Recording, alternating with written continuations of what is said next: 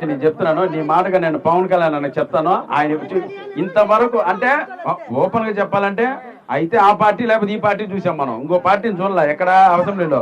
ఒక్కొక్క రా తల్లి రా, నువ్వు రా, నువ్వు అలా చెప్తే నా రక్తం మరిగిపోతుంది. రా నువ్వు దగ్గర రా, పట్టుకో, రా తల్లి పైకి రా. ఏదిరా మనం సరేనా చెప్పు. పవన్ కళ్యాణ్ గురించి ఒక పాట పాడతాను.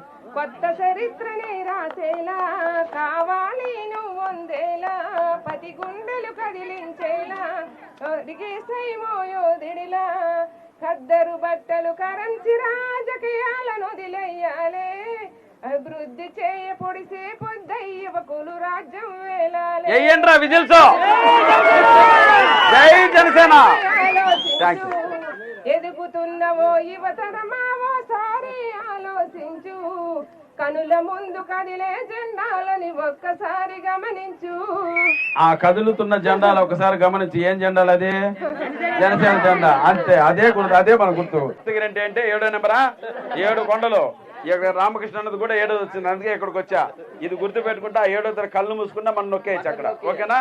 బట్ అటువంటి మంచి గవర్నమెంట్ ని సృష్టించగల కెపాసిటీ మన పవర్ స్టార్ పవన్ కళ్యాణ్ గారికి ఉంది కాబట్టే ఈ రోజు ప్రపంచం మొత్తం పిఠాపురం వైపు చూస్తుంది.